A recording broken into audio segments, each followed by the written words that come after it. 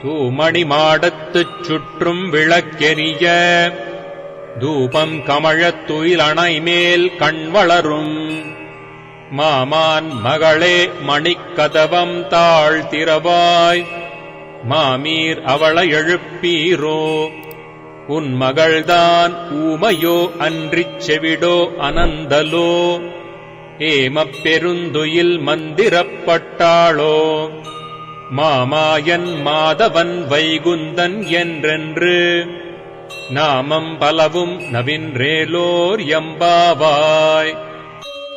ఇప్పుడు ఈ 9వ పాసురం యొక్క భావము మరియు అంతరార్థము తెలుసుకుందాము.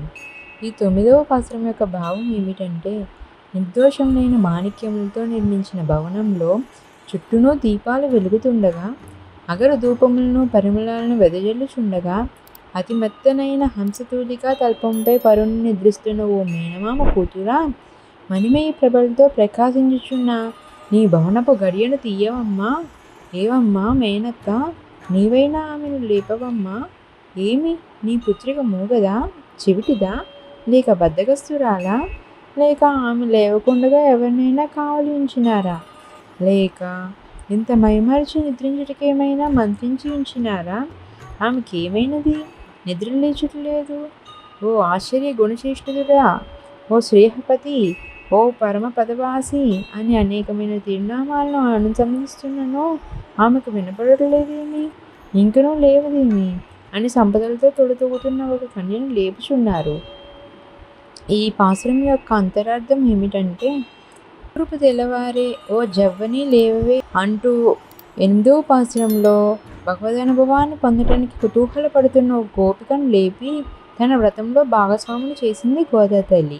ఇప్పటి వరకు శ్రవణం అంటే వినటం, మననం, విన్నదానికి మాటిమాటికి స్మరించటం, వీటి యొక్క విశిష్టతను తెలిపి ఈ ముగ్గురు గోపకన్యలను గోదాదేవి మేల్కొలిపి తన వ్రతంలో చేర్చుకుంది. ఇక 9 నుండి 12వ పాసురాల వరకు ధ్యానం యొక్క విశిష్టతను తెలుపబోతుంది.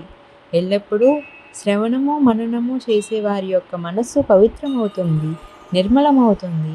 మాలిన్యం తొలగితేనే కదా జ్ఞానం చోటు చేసుకునేది. అప్పుడు ఆ జ్ఞానమే ఆ జీవికి ఏకవశమైపోతుంది. నిస్వార్థమైన వ్రతనిష్ట కలిగిన వారికే తను లభించే హక్కు కలదన్నాడు శ్రీకృష్ణ పరమాత్మ.